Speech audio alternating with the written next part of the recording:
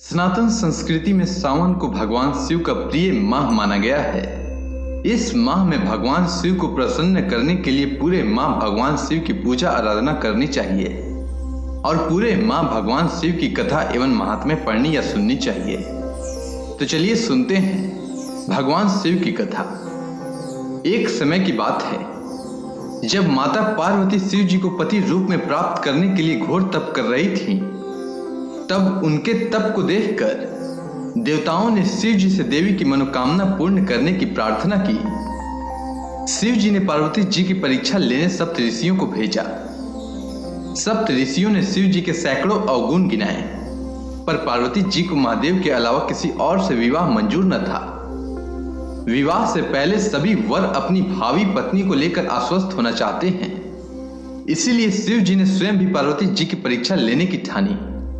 भगवान शंकर प्रकट हुए और पार्वती जी को वरदान देकर अंतर ध्यान हो गए। इतने में जहां वह तप कर रही थी, वहीं पास के तालाब में मगरमच्छ ने एक लड़के को पकड़ लिया।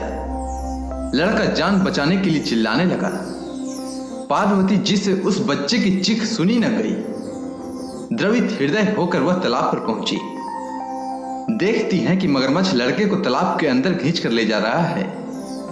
लड़के ने देवी को देखकर कहा, मेरी न तो मां है, न बाप, न कोई मित्र। माता आप मेरी रक्षा करें। पार्वती जी ने मगरमच्छ से कहा, हे ग्राह, इस लड़के को छोड़ दो।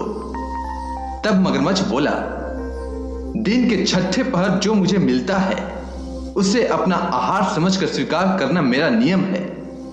ब्रह्मदेव ने दिन के छठे पहर इस लड़के को भेजा है, मैं इसे क्यों छोड़ूं?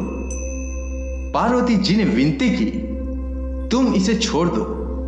बदले में तुम्हें जो चाहिए वह मुझसे कहो। मगरमच्छ बोला, एक ही शर्त पर मैं इसे छोड़ सकता हूं। आपने तप करके महादेव से जो वरदान लिया, यदि उस तप का फल मुझे दोगी तो मैं इसे छोड़ दूंगा। इस पर पार्वती जी तैयार हो गई। उन्होंने कहा, मैं अपने तप का फल तुम्हें देने को तैयार हूं, लेकिन तुम इस बालक को छोड़ दो। मगरमच्छ ने समझाया, सोच लो देवी, जोश में आकर संकल्प मत करो। हजारों वर्षों तक जैसा तप किया है वह देवताओं के लिए भी संभव नहीं। उसका सारा फल इस बालक के प्राणों के बदले चला जाएगा। पार्वती जी ने कहा, मेरा निश्चय पक्का है, मैं तुम्हें अपने तप का फल देती हूं, तुम इसका जीवन दे दो। मगरमच्छ ने पार्वती जी से तप दान करने का संकल्प करवाया। तप का दान होते ही मगरमच्छ का देह तेज से चमकने लगा। मगरमच्छ बोला, हे पार्वती, देखो, तप के प्रभाव से मैं तेजस्वी बन गया हूं। तुमने जीवन भर की पूंजी एक बच्चे के लिए व्यर्थ कर दी। चाहो तो तुम अपनी भूल सुधार सकती हो।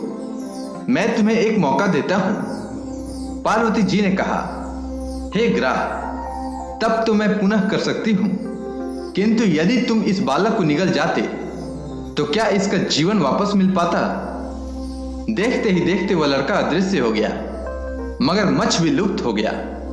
पार्वती जी ने विचार किया, मैंने तप तो दान कर दिया है, अब पुनः तप आरंभ करती हूं। पार्वती जी ने फिर तप करने का संकल्प लिया। भगवान सदाशिव फिर से प्रकट होकर बोले, पार्वती, भला अब क्यों तप कर रही हो? पार्वती जी ने कहा, हे प्रभु, मैंने अपने तप का फल दान कर दिया है।